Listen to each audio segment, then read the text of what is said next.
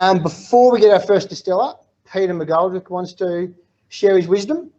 Peter, come on up, have a chat and wow them. I get a sense that people don't want me to talk for too long, so I won't. But I do want to take this opportunity, firstly, to thank Chris and Todd and Adam. I think is probably heavily involved in doing all the setup, which, when you look at how spectacular it is here, took some effort. I think we're in for a great night. I want to say very sorry to the people on the mainland that can't be joining us in the room for the full spread, but you can work out how to enjoy yourselves, I'm sure. I'm finding it incredibly overwhelming because for the first time in several months, I'm actually in a room with real human beings instead of looking at two-dimensional faces on the screen. All these faces are familiar, including some that are on the screen behind me. And to finish up, I want to say a big thanks. I think the conference is going very successfully, so successfully that I was talking to Sue about an hour ago and I said, it's great, we're halfway through, and we're actually 3/4 of the way through. So it must be going very smoothly. I've got quite a lot out of it and enjoyed it, even though I've been stuck in my little room at home. But other than that, this is the only social function for this conference. Tonight we would have been on a cruise down to Peppermint Cove for the conference dinner. Ain't going to happen. So people in mainland Australia, welcome, enjoy yourselves. People in the room tonight, please enjoy yourselves, enjoy the spread that's put on. Hope you go away knowing a lot more about gin at the end of the evening. I know I certainly will. The idea of drinking gin at room temperature had never occurred to me until I started talking to Chris organising this event. Thanks very much for attending.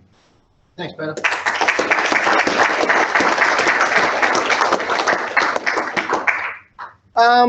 Without any further ado, our first distiller of the evening, and also my colleague, Adam, from Captain Bligh's. So please welcome Adam. Thanks, folks. I'll give you a little bit of a rundown of the distillery. Some people often question why we're called Captain Bligh's. He's a very maligned character in history. Very likely had Asperger's syndrome. You might have heard of the mutiny on the Bounty. Part of that was triggered by Fletcher Christian's highborn family, sick of being bossed around by someone not as well-bred as Captain Bligh, and ended up sort of cracking the shits, you could say, and threw him overboard. But he had 19 guys and managed to sail 6,500 kilometres to safety and bring the mutineers that were still alive to justice, which was pretty impressive. So he's still considered the greatest navigator to have lived. He planted the first apple tree in Australia, which was at Adventure Bay in Bruny Island in 1788. He implemented the colonial brewing laws, which means that all the ingredients have to be sourced locally for the product. Prior to that, they were importing all their grain and hops from the UK. He was also the pivotal figure in the Rum Rebellion. And at the time, it was legislated that all Navy ships had to carry gin. So with the name Captain Bligh's, we kind of had all our bases covered. The other interesting thing is Captain Bligh, during his tenure as captain, he ended up being a governor as well. During his tenure, he never had any of his crewmates afflicted by scurvy, which was absolutely unheard of. They didn't know the cause of scurvy at the time, and it just decimated sailors. The way he'd avoid that is he'd get his crew to try new and exotic foods. So he had a very interesting technique for doing that, because just telling someone to try this doesn't really work too well, particularly not for the typical fussy Englishman. So he'd sit it on the captain's table, say, no, you can't have that. That's for the officers. And eventually their curiosity had, reached the peak, and he'd relent and let them try it. And very nutritious foods, varied diet meant that no one was afflicted by scurvy. So my inspiration for the gin was the most exotic botanicals that I knew of. It's heavily focused on Szechuan pepper, cola nut, and a few other interesting things. If you have any questions about what's specifically in there, there is quite a lot. You had to use 18 botanicals in there in total in order to balance some of the flavours that otherwise wouldn't work by themselves. If you're looking for a garnish, I think lime or orange is the way to go, but hope you enjoy it.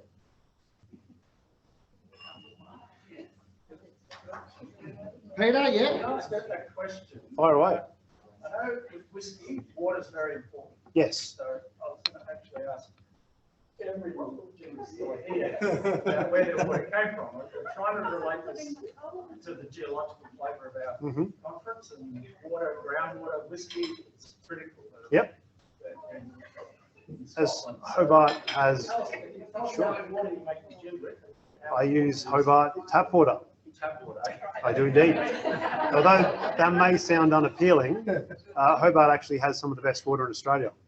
We've got really solid basins, and as a reformed rock licker myself, I did work for a petroleum exploration company for a few years in Sydney, but yeah, our water is really good quality here. So there was no issues with using that, and it produces very little in the way of flock, which is when you reduce the strength of the alcohol, you do get sediment, but I don't get any of that with Hobart Town water with the gin.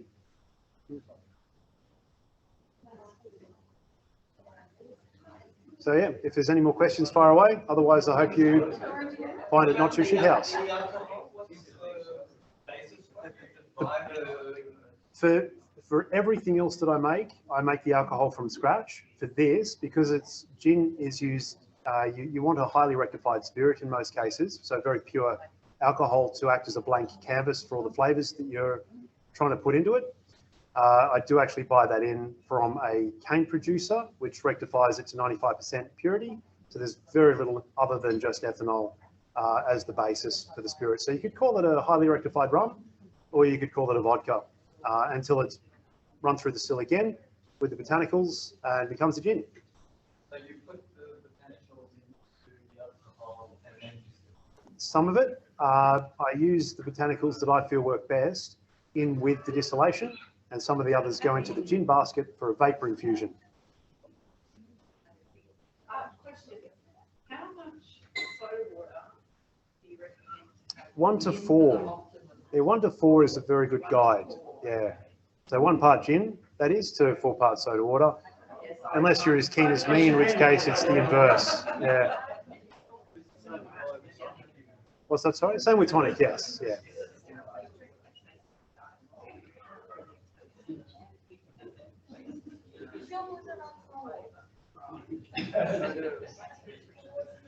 So as you add a little bit of water, it will sweeten up just a little bit. All good? Let's do it. Thank you, folks. Hope you enjoyed. Thanks very much, Adam.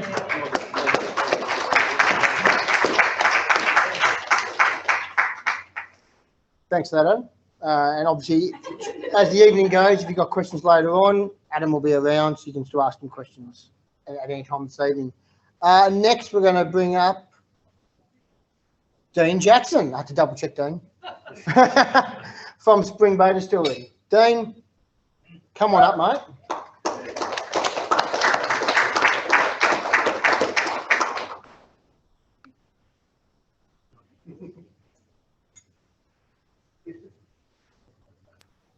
Hurry up. Us ducks disease people with bums close to the ground move slower than taller folk. How's it all going at home? Everyone having fun? Thumbs up, glasses up, groovy. Excellent. Thumbs up, thanks Todd. Just for those who haven't seen the bottle, there it is there. Lovely pink gin. Get online, grab yourself a bottle. That's my marketing spiel. Unrivaled indeed. How's everyone in the room? Excellent. How's the conference been going? Very good. Good. Well, that's 1 out of 100%, so it must be going good. Ah, very good. Come on, mate. What are we doing? Bluffing? There we go. Excellent. Hey, there we go. Now we've got more people. Hey, folks. Oh, I love the puffin. The puffin. I love the puffin. Whoever's got the puffin's got the best screensaver so far. Excellent. Well, Sue Cook? No? Or Sue somebody else? Sue Fletcher. Oh, there we go. Oh, very good. Oh, well. Drinking the gin. She's already drunk the She's got the video. Smart, very smart. Well, folks, Bay Distillery. We are actually one of the distilleries in Australia that actually has 2 sites. Our origin begins at Spring Beach on the east coast. One of the reasons why we wanted to be there was because, one, who doesn't need a really good story and a view to go with that story? I mean, come on. When you pop up, if you ever do get the chance to pop up, and that includes you folk on the mainland, you need to get down here and head up. It has a beautiful view. Now we've expanded into Cambridge, which is out near the Hobart airport. So again, if you're flying down, it's only 5 minutes away. Get there. A traditional source of building stone. Yeah, very good. Thank you very much, Peter. Excellent. I need to book this man in for some of our sales pitches. So one of the important things, and it's already been mentioned, is our water. Now, with the water from Spring Beach, and this is the water that we use in all of our products. Oh, and by the way, please don't let me gas bagging stop you from a gin in hand. I'm rather disappointed when people wait and go, is it time? Can I have my gin now, or should I wait? I'm going to get you started. First of all, you guys need to grab your glass. It goes really good as is, with a bit of soda, a little bit of lime, or some sort of citrus. Please tuck in whilst I'm gas bagging, so you're going to have some fun. That includes you lot at home. So with our water, it retains a small amount of salt. The reason being that is rainwater. This goes through micron filters, active carbon filters, UV sterilizers, all to make it lovely and safe for everyone to drink. But with an assessment, we still get a little bit of salt. Now, who loves cooking? People at home? That includes you? Yeah, that's fair enough, yeah. Good, good. So we all know that salt enhances flavor in food and adds texture to food. So this is a very important aspect. Gyar.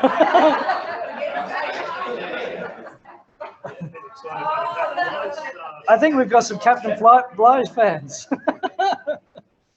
So with our water, we add our water to all of our products, this being our whiskey and our gin. It's very important to us because it adds extra character. Now, with our classic gin, we start with 10 botanicals, and like Adam at Captain Bligh's, we buy a neutral spirit. This is at 95% purity, and this, as Adam mentioned, gives us a blank canvas in which to paint on with all of our lovely botanicals. That then is reduced in strength slightly so that we can then add Tasmanian harvest raspberries. Raspberries is what makes it pink. Okay, a little bit of raspberry. We let that steep for a short period of time, remove the raspberry, reduce the final strength ever so fractionally to 40% instead of 46, which is our classic gin, and you get our lovely pink gin. So it's still a few months, isn't it? It's certainly short in the geological time frame. Sorry? It's still a few months of steeping, isn't it? No, it's only about a week. Is it really? Yeah. I think I had to drink that one that fast because it was so nice. So Todd, I was just reading on your website to have a bit of rosemary with it. So I've just done that. It's works very well. Good on you, mate. Lemon and rosemary. So well done you. I can pass some down the line.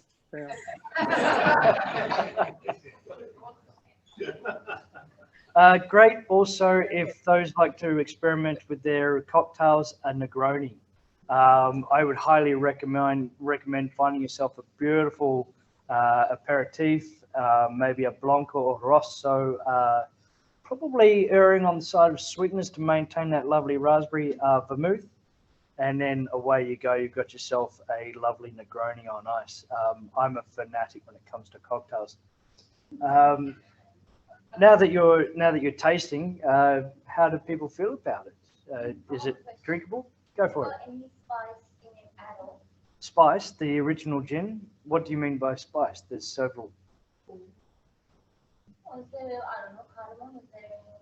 You want to name all 10 botanicals? Come on, Dane, name all 10. Okay, well, I'll give you one for free. There's juniper. Oh, yeah. Did everyone get that one? Good. coriander and lemon peel. We are. You know what she's done? I reckon she's gone onto the website and looked at all the information that says what's the best to have it with, and then she's gone and bought it. Thanks for that interview. Yeah, fantastic. That's the CEO of the society. Brilliant. That's good. She's allowed to then. She's more than so juniper, coriander, and lemon. We have cardamom, cassia bark instead of cinnamon. We have Tasmanian pepperberry, Tasmanian wattle seed, but Australian wattle seed. We also have angelica root. We also have orris root powder. And we also have licorice root as well, instead of star anise. Has anyone keeping count? Because I count. I count 10. Yeah, I count 10 at that point, so who cares? Yeah, so right in that middle, all citrus and juniper and resin up front, followed by floral and spice with a long lingering finish. Yeah. So that's a little bit about our gin. I hope you've enjoyed it. You've got plenty of cocktail options. You've got plenty of garnish options. Get into it. Grab yourself a bottle. Thought I'd throw that one in. And I hope you enjoy Spring Bay Pink Gin. And like Chris said, feel free to ask a few questions at the end, both on forum and also in-house. Okay, folks, I'll leave you to it. Enjoy the rest of your night. Cheers.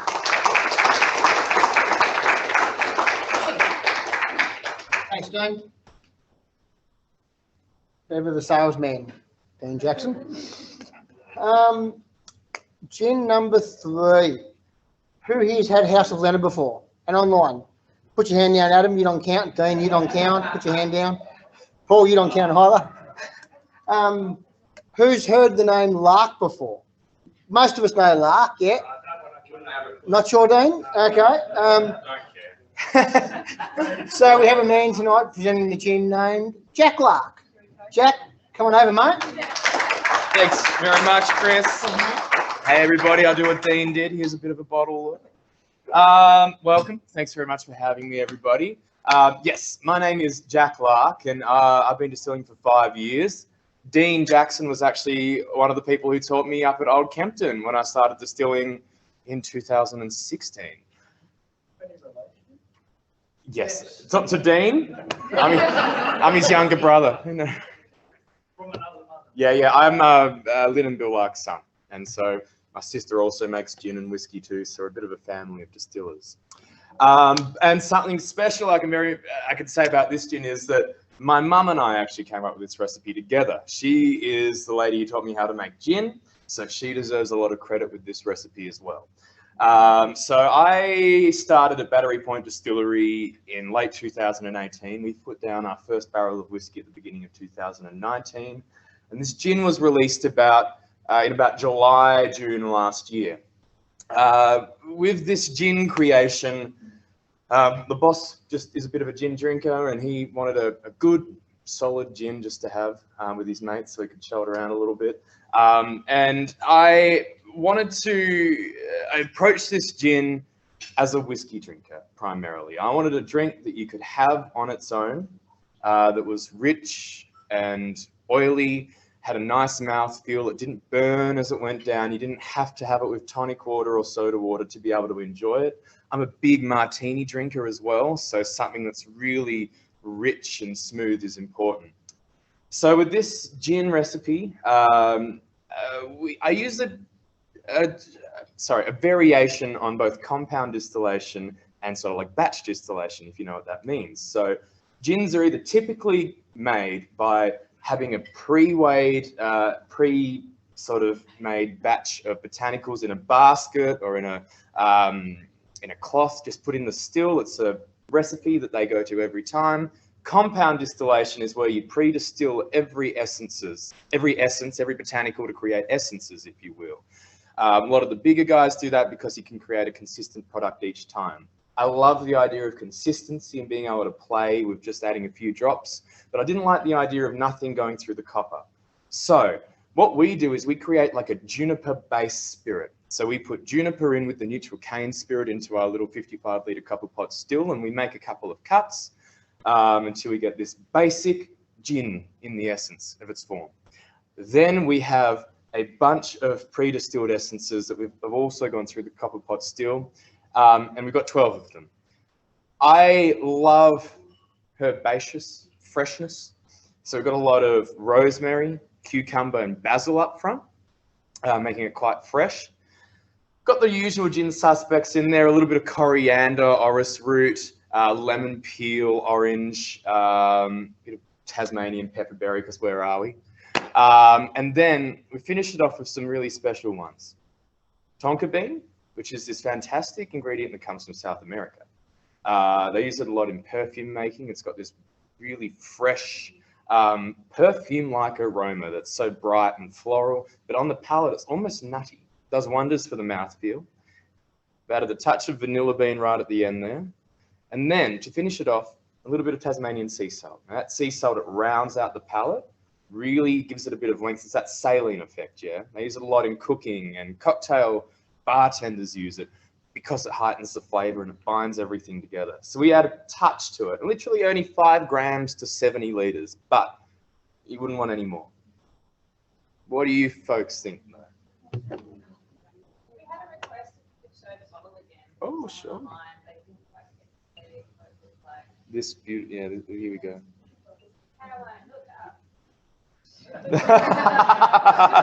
Come on, Caroline. We're relying on you.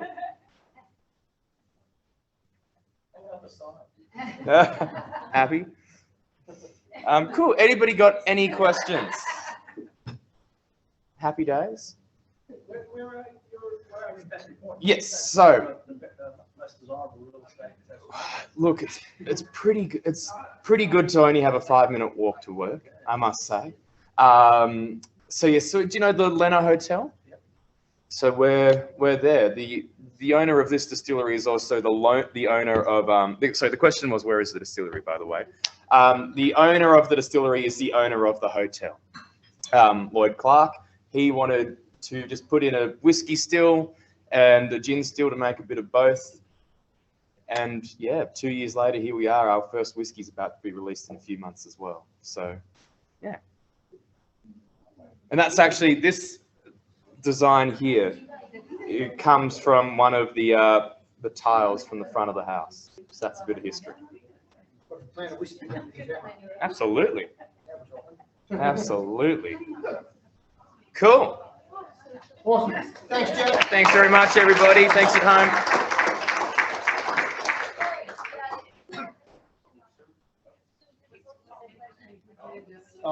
Total filter that. Total look after him, yeah, or filters. Yeah. How are you going, Todd? Still good? Todd looks happy. Still good. Are you still good? I'm happy. Yep. What am I supposed to be doing? Yeah. We'll move on to our next gin. Who's had Adam's gin before? Adam's Distillery. Yep, couple people. Big thank you for Adam Pinkard joining us this evening. For those that haven't heard, they had a bit of an incident a couple of days ago at the distillery. They had a fire up there and an employee was injured. So extremely good of Adam to come down and put the time in to help and join us tonight to present his gin with what's going on up there. So Adam, can you please come on up, mate, and share your slow gin with us?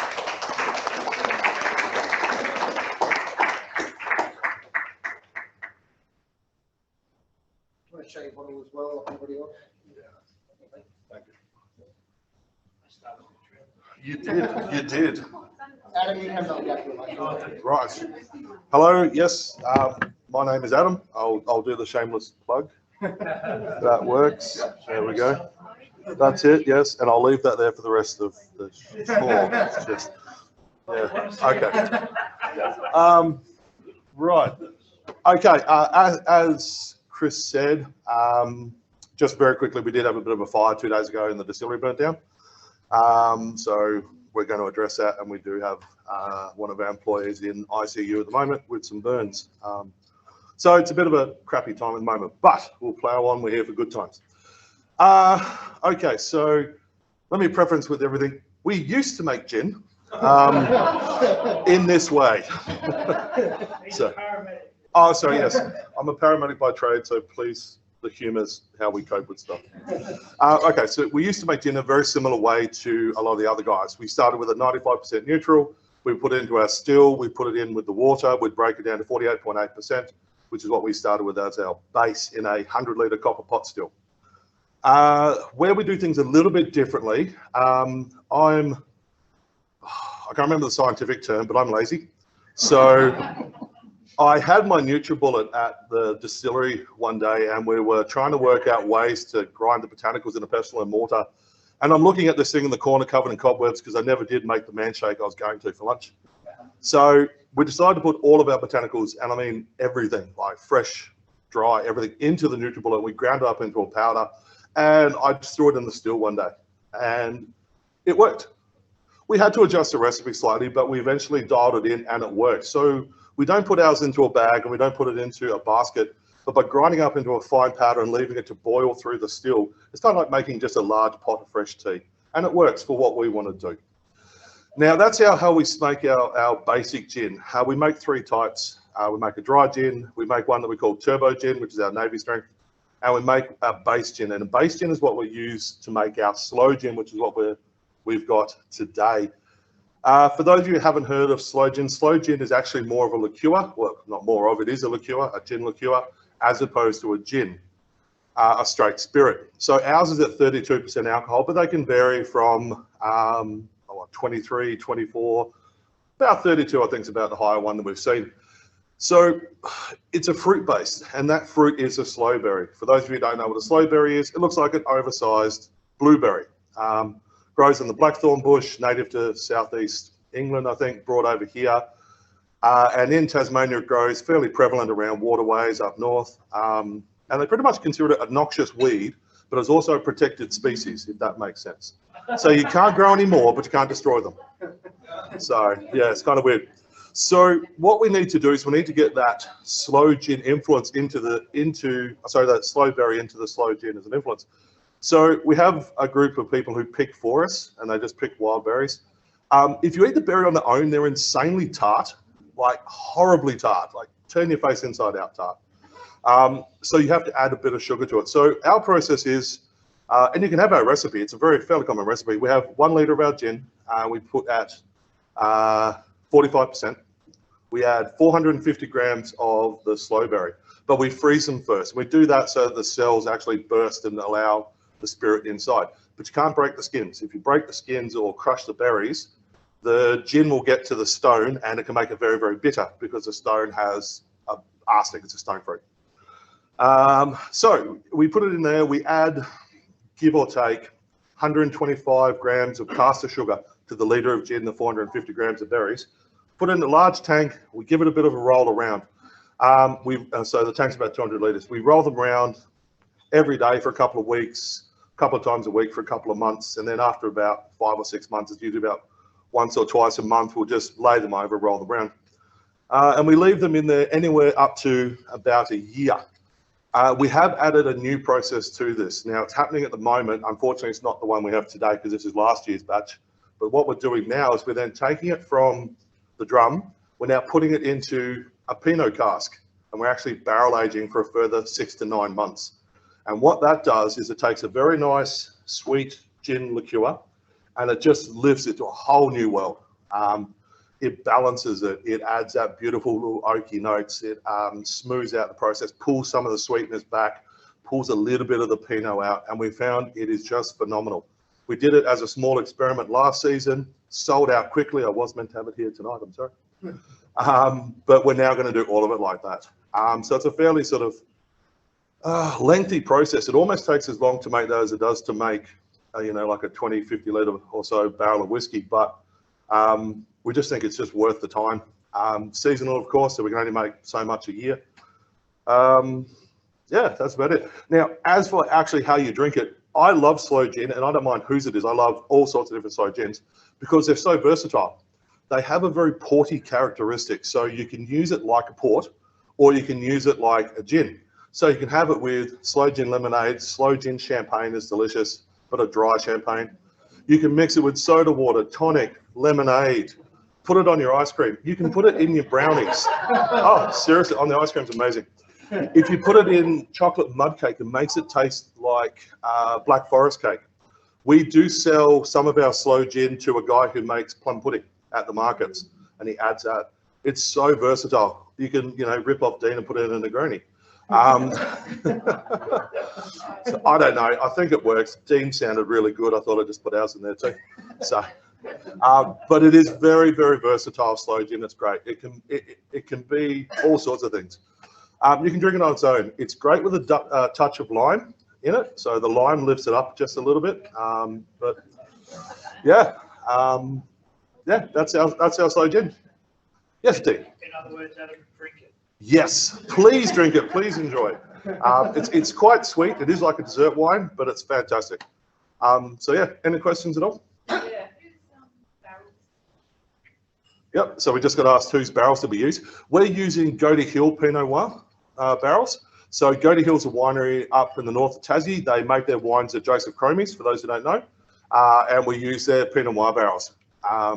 We did try aging it in a previous whiskey barrel. Bad idea. Bad idea. Bad idea. So the Pinot barrel on their own is great. But what we did now, I know I digressed. I'm going way too long. I'm sorry, but heaps of coffee.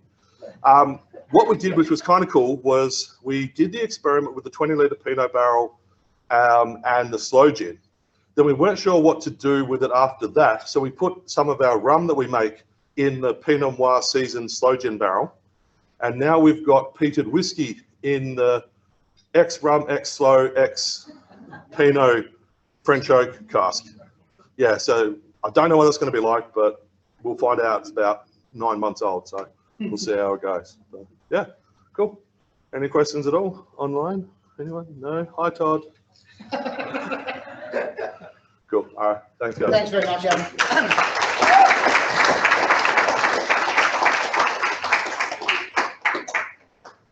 Thanks again for that, Adam, and once again, thanks for joining us. I think I speak for everyone when I say I hope you can rebuild your distillery soon, quickly, and I hope you can rebuild your distillery relatively soon. True, yeah, and I hope your employee recovers quickly as well. So thanks for joining us tonight, Adam. Lucky last. So we have Paul from Hadleys Distillery. And he's here to share his Navy Strength, which, if you're not aware, is a 57% alcohol gin. So this is the big boy of the evening. You're the shortest man, Dean. He's second shortest. Not necessarily. You went back to back. I think I lose. Please, please welcome Paul to the stand, guys. Yeah, see. Okay. Yeah. I sort of make half the screen. Yes, I am probably the shorter than Dean. I am from Hadleys Distillery. In comparison to most, yeah, we're pretty new on the scene. Distillery started in about 2018. We take our name from a very special place in Hobart, Hadleys, which is at the bottom of the mountain, in a nice valley. We actually have two creeks running either side of the distillery, so at the back and the front. And we have this wonderful duck pond, and you go out for a cup of coffee in the morning and there's half a dozen ducks coming up and saying, please feed me, please feed me. It's a pretty hard place to work. I'll do the sales plug, go that way. So, Navy Gin, as we said, 57%. So, it's a really nice gin.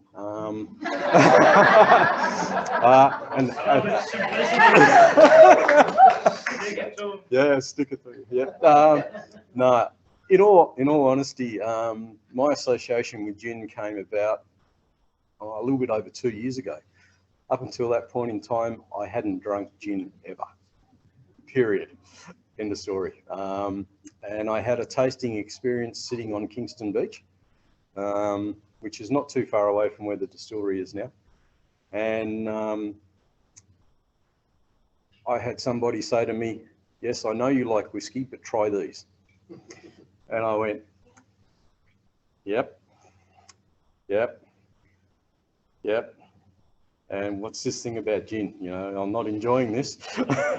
Picked up the fourth one and went, oh, that's all right. And that's what we're drinking tonight. So it's, how do I explain it? It's a whiskey drinker's gin. I drink it neat. I drink it generally of an evening before I go to bed, and I just sit there and it's like, yep, that will put me to sleep. Navy strength, 57%. One of the features I like about the gin is that it's really smooth when you don't get that big alcohol hit. So the first mouthful, it's nice and smooth. The aromas open up afterwards. That's what I like. So it's quite subtle. It's not a big aroma gin. We distill it a little bit different. There's no copper involved in our still. So we have no copper at all.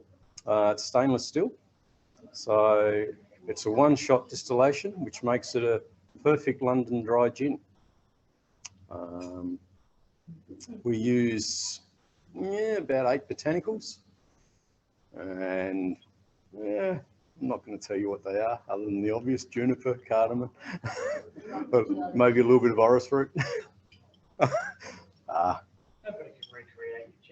Nah, they can try.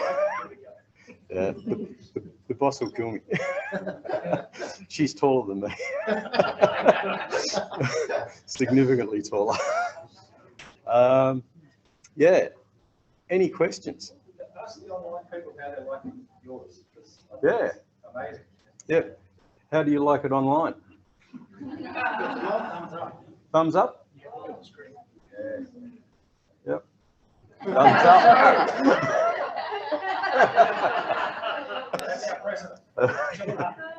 Oh, some people are asking if how deeply they need to breathe after it. If you can breathe, you're doing really well. No, in all seriousness, I'm a long time whiskey drinker and a high strength whiskey drinker, and gins have been something that, the last 2 years I've sort of gone, that's okay, that's not, but this is really good. I actually will quite often now have this instead of a whiskey. So yeah. Any questions from the floor? Dean. What are your botanicals? I may have known. I'm not telling you. Yeah. Yeah. Cool.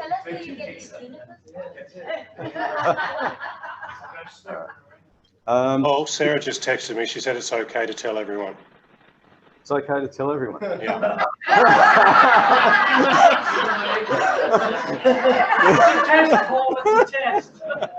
There's one problem with that, Todd. I've got to remember them then. I can remember the quantities, but not all of them. She didn't text me. He's lying. No. Yeah, she won't forget me. All right. Cool. Thanks for that, Paul. Not a worry.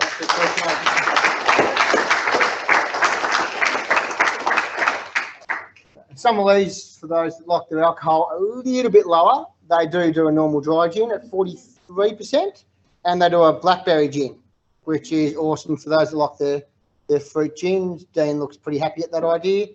Cool. Just going to take 5 minutes now. Mingle, people online. If you've got questions, email Todd, and we will put it to the distiller. Otherwise, it's a bit of a chat amongst yourselves, and we'll get back to you. Thank you very much. Cheers. Thanks, man.